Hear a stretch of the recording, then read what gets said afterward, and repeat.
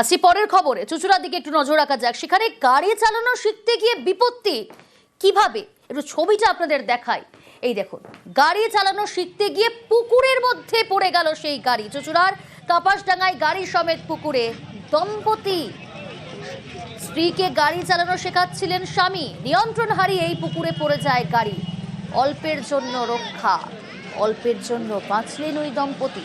পরে ক্রেন ডেকে তোলা হয় গাড়ি।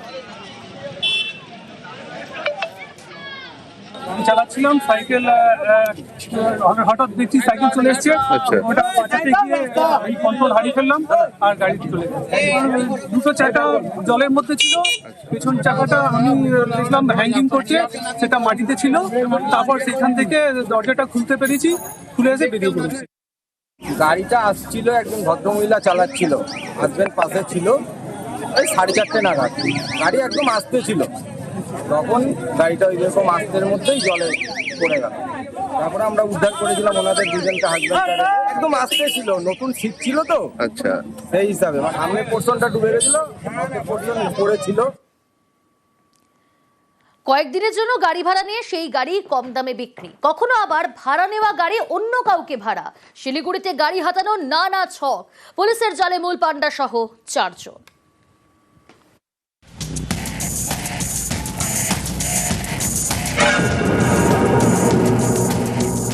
নানা মডেলের গাড়ি, সবই নতুন। এই সব গাড়ি হাতাতেই ছক। প্রথমে দিন 7 জন্য গাড়ি ভাড়া নেওয়া হয়।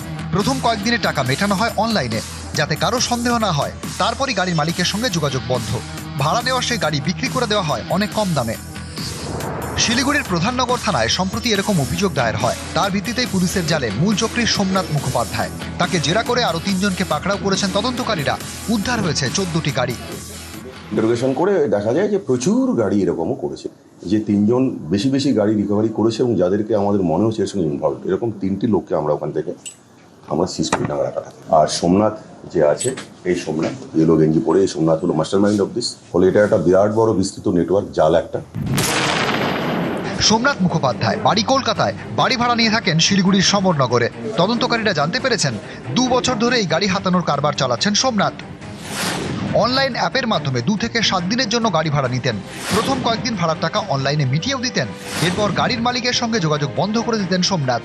তারপর ভাড়া নেওয়া গাড়ি কম দামে বিক্রি। 15 লাখের গাড়ি 3 লাখে, 10 লাখের গাড়ি 2 লাখে। অনেক সময় আবার ভাড়া নেওয়া গাড়ি অন্য কাউকে ভাড়াও দিতেন সোমনাথ। সম্প্রতি প্রধাননগর থানায় অভিযোগ দায়ের করেন এক ব্যক্তি। তদন্তে নেমে 4 জনকে গ্রেপ্তার করেছে পুলিশ। তদন্তকারীরা জানতে পেরেছেন উত্তর পূর্ব ভারতে একাধিক গাড়ি বিক্রি করেছেন সোমনাথ। কিছু গাড়ি বিক্রি করেছেন নেপালে। শিলিগুড়ি থেকে পার্থপ্রতিম সরকার, নিউজ 18 বাংলা।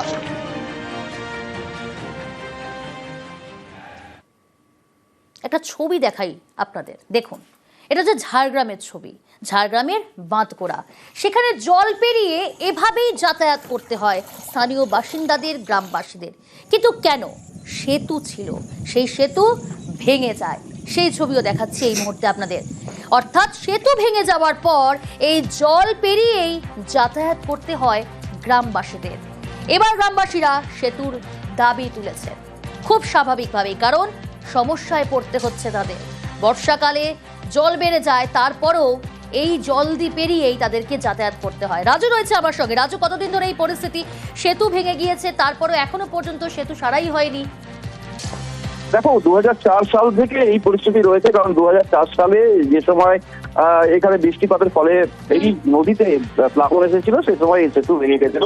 এবং তারপর থেকে মূলত প্রাণের ঝুঁকি নিয়ে মানুষকে পারাপার করতে হচ্ছে, কারণ এই যে বাঁধগোলা অঞ্চল রয়েছে, এখান থেকে যে মাঝ পথেই যে নদী রয়েছে, সেই নদীর এই পারে রয়েছে বাঁধগোলা, ও পারে রয়েছে মানিকপাড়া। খুব সহজে এটা পৌঁছানো যেত, কিন্তু সেই ব্রিজ ভেঙে যাওয়ার ফলে দীর্ঘদিন ধরে বারংবার প্রশাসনকে জানিয়েছে, কিন্তু তারপরেও কোনো ব্যবস্থা হয়নি। জানিয়ে গ্রামের মানুষ এখন অভিযোগ তুলছেন। প্রশাসনের তরফ থেকে কি বলা হচ্ছে? এত বছর ধরে একই পরিস্থিতি, প্রশাসনের তরফ থেকে কি ব্যবস্থা? দেখো, প্রশাসনের যে আধিকারিক রয়েছেন তাদের সাথে কথা বলেছি, বা গ্রাম পঞ্চায়েতের পঞ্চায়েত সমিতির যিনি সভাপতি রয়েছেন তার সাথে কথা বলেছি। আচ্ছা। ওই যে এলাকায় যে সমস্ত তৃণমূলের নেতৃত্ব কিংবা গ্রাম নজর পঞ্চায়েত থাকুক আমাদের, প্রধানরা দ্রুত রয়েছেন, পদক্ষেপের আশ্বাস দেওয়া হয়েছে প্রশাসনের তরফ থেকে, কিন্তু কতদিনে এই ব্যবস্থা করা হয় অর্থাৎ সেতু তৈরি করা হয় নতুন করে, অবশ্যই নজর থাকবে।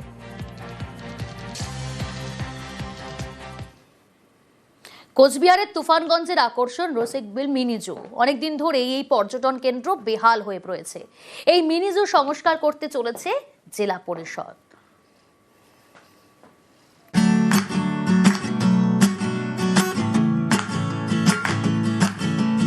রসিকবিল মিনি জু, চিতাবাঘ, শাবক, হরিণ, নানা রকমের পাখি। কোচবিহারের তুফানগঞ্জে পর্যটকদের আকর্ষণ রসিকবিল।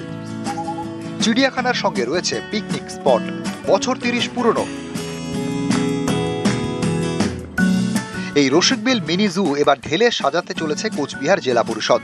প্রায় 57 লক্ষ টাকা বরাদ্দে বসানো হবে খাবার জলের রিজার্ভার, তৈরি হবে পার্ক, শৌচাগার, সংস্কার করা হবে মিউজিয়াম, মেরামত হবে মিনি জুয়ের ঢোকার রাস্তাও।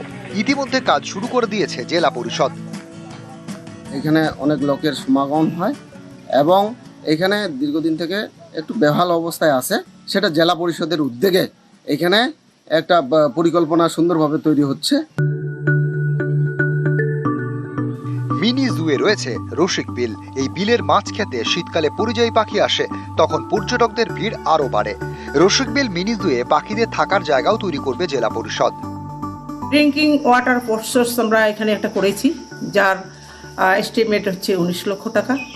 টয়লেট ব্লকের একটা পরিকল্পনা নিয়েছি। আদিবাসী উন্নয়ন দপ্তর থেকে একটা রাস্তা নির্মাণ করা হচ্ছে, একটা জলের প্রকল্প এখানে রানিং কাজ চলছে।